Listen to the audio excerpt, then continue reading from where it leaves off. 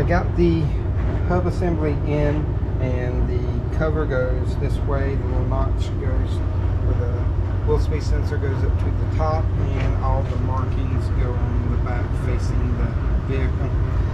And I got the 2 bolts on the front and top done. It's got the back one to do. Torque to 133 foot-pounds on here, and it'll be a little hard to do it one-handed. We'll see how well we do.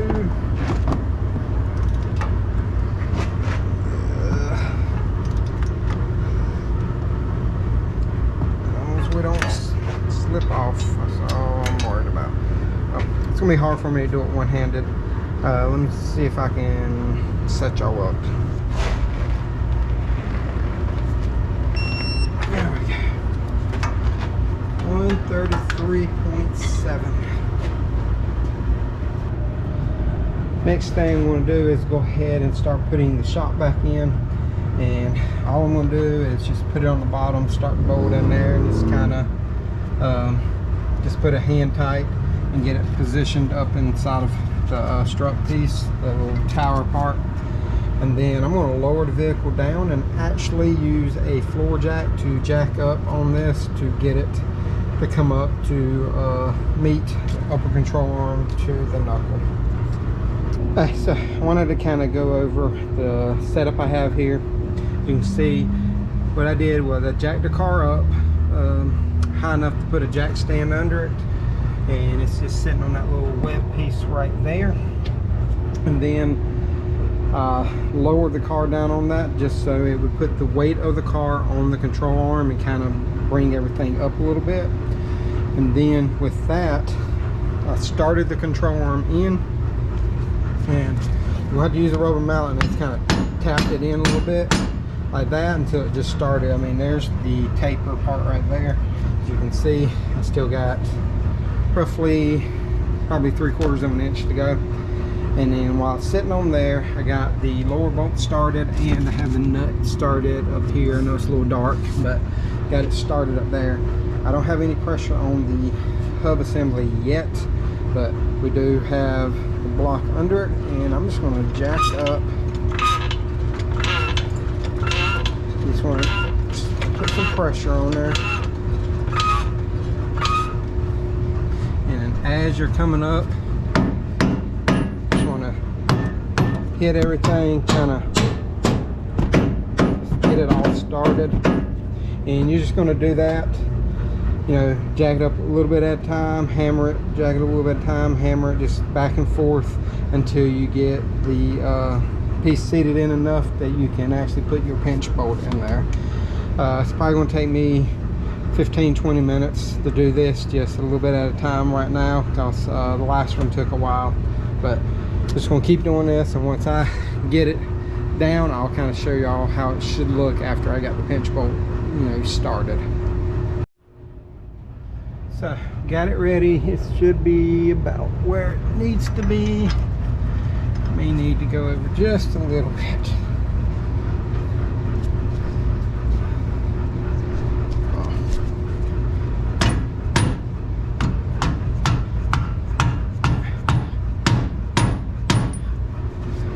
Jack it up a little bit more,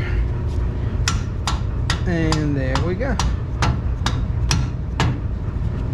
And like I said, you should be able to see just a little bit of the ball joint on there, and that should be the bolts. Alright, now I'm just going to torque that down. I gotta go look up some torque specs for y'all. Got stuff pulled up. Alright, so may have to redo this, but my camera has 9% left on this battery. Axle nut 173. The upper A-arm bolts, the ones that go through and hold it to the frame itself, those torque to the upper control arm to ball stud. And then Okay, so your cross shaft or your pinch bolt, that is 51. The little 10 millimeters are 15s, and then the actual ones that hold the control arm to the frame are 114 foot-pounds. So 51, 15, and 114. Then your axle nut is 173. So only other thing I gotta look up is shock absorber.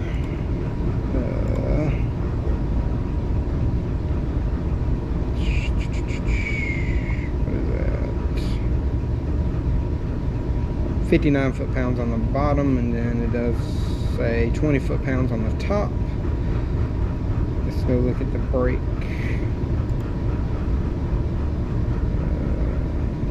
Caliper bolts are 144. So there we go. 144 caliper, 173 on the axle nut. I forgot on the other ones. I'll write all this down.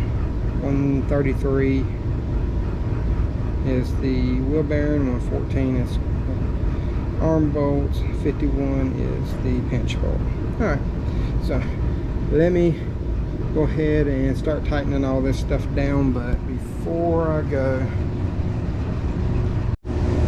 so before my camera died, I was going to say make sure that you jack the vehicle up enough to where the weight is on the control arms and everything, because before you tighten them down you need to have the weight on these bushings right here, because if you don't, you can actually cause them to rotate inside of the housing or the control arm.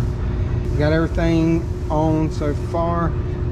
We do have brakes coming. We don't have them at the moment. They had to order them. We got that. That goes up in here. So I'm just going to set that up for right now. But we do have pretty much the control arms torqued down. We have, I got the axle nut just run up on there. Got the shock torqued down. And next step is to do the tie rod ends. And this one right here, I've already broke the jam nut loose, as you can see.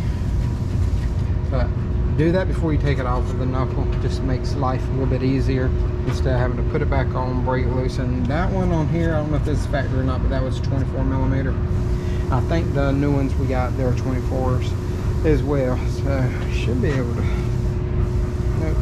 Of course, that one ain't going to thread off, but get you something to hold this right here, because that is a hex portion, and then you should have these little notches right there, and you should be able to screw your outer tie rod off, and then we'll have to take the bellow off.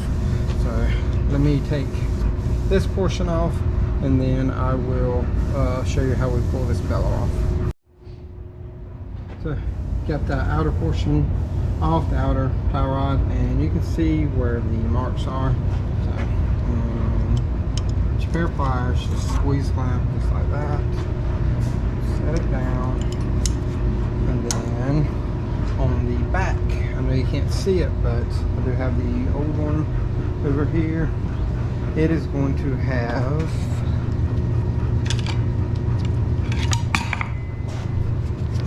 band clamp just like that, and if your luck is anything like mine, that portion right there is going to be on the top where you can't hardly get to it or see it, and it can be a nightmare.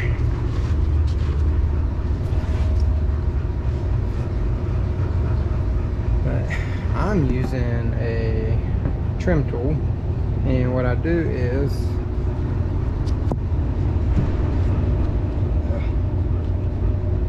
trying to show y'all real quick how I'm going to do this.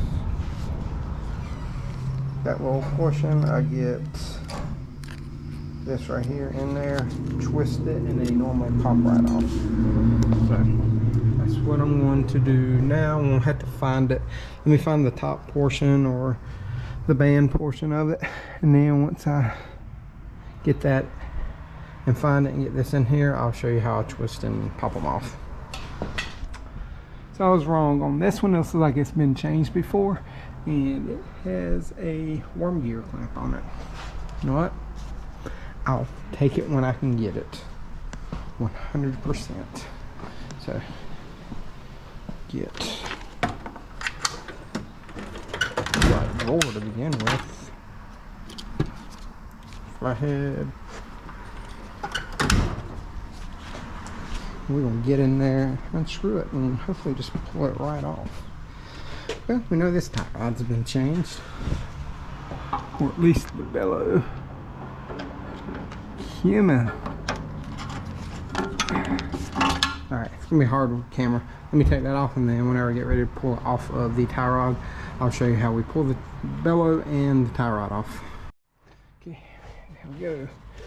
Got it off of there. Move that out of the way. And it's just pull it right off. Never thought about using a clamp like that to do it, but I normally use zip ties because that's normally what comes in the replacement kits. Now we'll use a inner tie rod tool. The last one was an 1 7/16 in diameter, and that's what my new ones are. Here's the piece that goes around it. Here's the tool itself. I've shown this quite a few times in videos, but for people who are new or haven't watched any of those, this piece right here goes up around the, yeah, that'll get it. Goes up around it, kind of like that. There's little flat spots on it. Then you see these notches, you shove it up on there, lock it in like that, and then you just twist it off just like a regular bolt. So let me get this set up and we'll show y'all how we pull them off. Got it set up, breaker bar, and it's on there, and now you just twist it off just like any kind of bolt or anything. And all else fails, get a pipe wrench.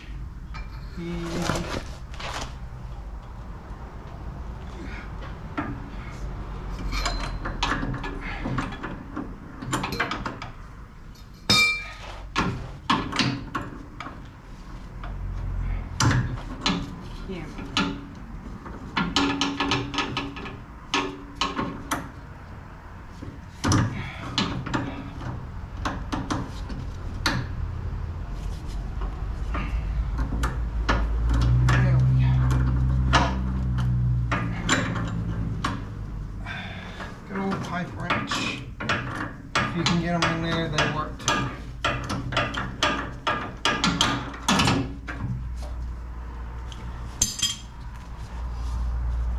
I don't know how much of this I caught on camera, but ended up having to use a pipe wrench if y'all didn't notice. That's it right there. You can see how it's got the notches, but it kept slipping on this one. But I just used a pipe wrench on it and a cheater bar. I don't know why I did that. I need it. Gotta show y'all a little trick. Let me clean off some toolbox. All this is going to have to get cleaned off my toolbox anyway because I'm about to get a hitch for it.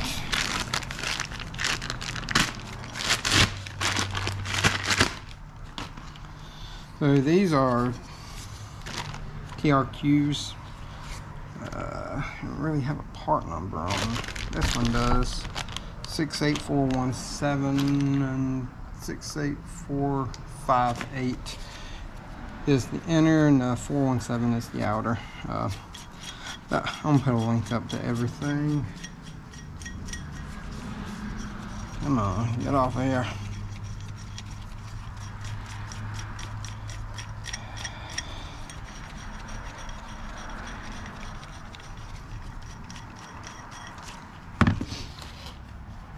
So these are the same length. I checked it on the other one. This one's just right. They are the same length, and this one even has the same length threads. The last one didn't have the same length on the threads. So either way, as long as they are the same length, what you can do is butt them up like this, and wherever that one falls, just put your little paint mark right there, or you can wait till you install it, then set it up to it and run the nut up to right there, and then you'll have it pretty close to where it was before you started on the alignment wise. So through this in here without destroying anything. Starting to sweat. I rarely sweat.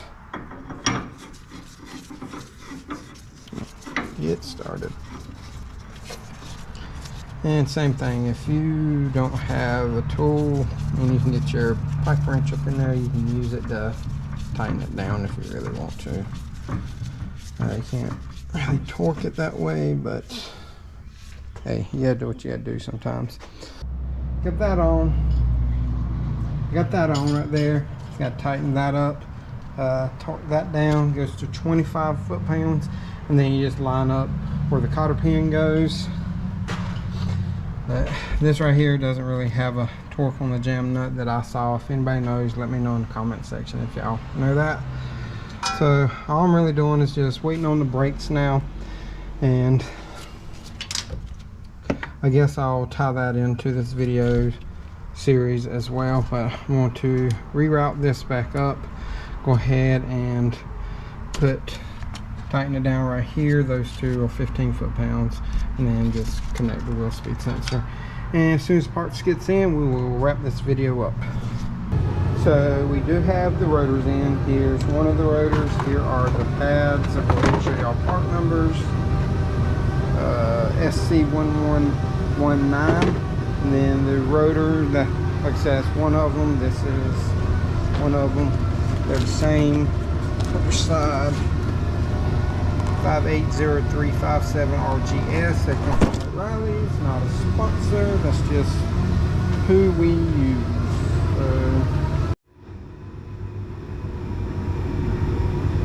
So I was way off. It actually talks to 144.